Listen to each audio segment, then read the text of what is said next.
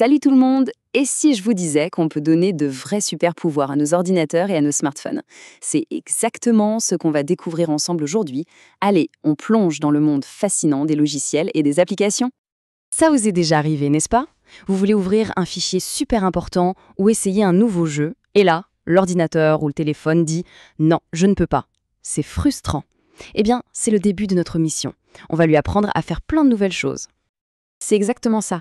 Les logiciels et les applis, c'est un peu comme des outils magiques qu'on ajoute à une boîte à outils numérique. Imaginez, un logiciel pour votre PC, c'est comme un super marteau. Une appli pour votre smartphone, c'est un tournevis high-tech. Grâce à eux, on peut tout faire. Monter des vidéos, composer de la musique, discuter avec des amis. Chaque nouvelle appli, c'est un nouvel outil pour de nouvelles aventures. Allez, on commence par le plus grand, l'ordinateur. Ne vous inquiétez pas, une fois qu'on a compris le truc, c'est super simple. On va regarder ça ensemble, pas à pas, sur un PC avec Windows, exactement comme ceux qu'on a au collège. Alors voilà notre plan d'action. C'est tout simple, il y a 4 étapes. C'est notre petite feuille de route pour installer n'importe quel logiciel. On va garder chaque point en détail et on commence tout de suite par la recherche.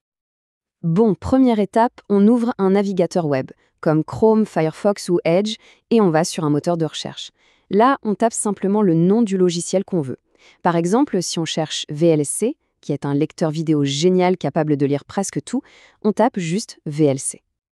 Alors là, attention, c'est une règle d'or, vraiment super importante. On choisit toujours le site web officiel du logiciel. Pourquoi? Parce que plein d'autres sites vont proposer de le télécharger, mais ils y ajoutent souvent des pubs, voire des programmes dont on ne veut pas du tout.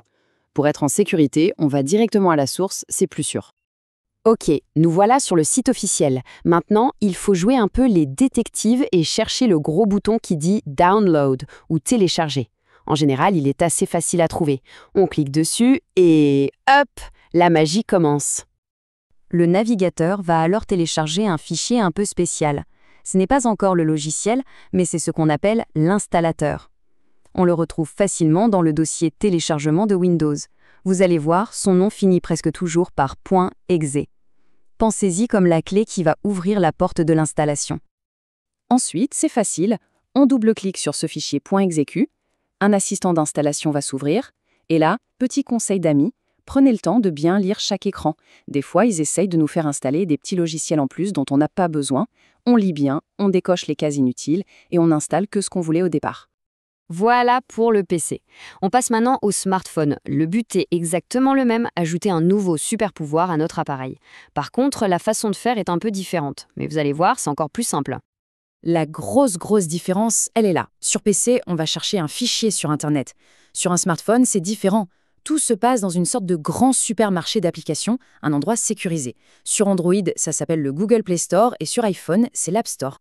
Du coup, les étapes sont hyper simples. 1. On ouvre le magasin d'applications. 2. On cherche l'appli qu'on veut. 3. On la choisit dans la liste. Et 4. On appuie sur le bouton pour l'installer. C'est tout. Juste un petit truc à savoir, le bouton n'a pas le même nom partout. Sur un téléphone Android, ce sera marqué « Installer ». Et sur un iPhone, avec iOS, ce sera « Obtenir ». Mais bon, que ce soit l'un ou l'autre, le résultat est le même, on appuie et l'application s'installe toute seule sur le téléphone. Magique, non? Ok, maintenant on sait comment installer, c'est super. Mais savoir quoi installer et surtout comment bien le choisir, c'est encore plus important. Pour la dernière partie, on va enfiler notre casquette de détective du numérique. Prêt à enquêter? C'est une super bonne question à se poser, ça. C'est exactement ça. Avoir l'esprit d'un détective. Avant même d'appuyer sur « Installer », on doit se demander de quoi cette application a-t-elle besoin pour fonctionner. Ces demandes, ça s'appelle les autorisations ou les permissions. Alors voici la checklist du parfait petit détective. Avant d'installer, on vérifie 3 choses. D'abord, la note des utilisateurs, les petites étoiles. Ensuite, le nombre de téléchargements. Si des millions de gens l'ont, c'est souvent un bon signe. Et le plus important, on lit les autorisations demandées. Et on se pose la question, est-ce que c'est logique? Et la règle d'or du détective, la voilà, on ne donne à une application que les autorisations dont elle a vraiment besoin pour fonctionner. C'est simple. Si une appli de lampe de poche vous demande l'accès à vos contacts, c'est bizarre, non? N'oubliez jamais, c'est vous qui décidez. On peut toujours dire non à une autorisation qui nous paraît suspecte. Et voilà, le tour est joué. Installer des logiciels sur un PC ou des applications sur un smartphone, ça n'a plus de secret pour vous. Vous avez maintenant les clés de votre propre boîte à outils numérique. Le pouvoir d'ajouter de nouvelles fonctions est littéralement au bout de vos doigts. Alors maintenant, la grande question c'est, quel sera le premier super pouvoir que vous allez offrir à votre ordinateur ou à votre téléphone? Peut-être un logiciel pour créer des dessins incroyables? Ou une application pour apprendre une nouvelle langue? À vous de jouer, l'exploration ne fait que commencer.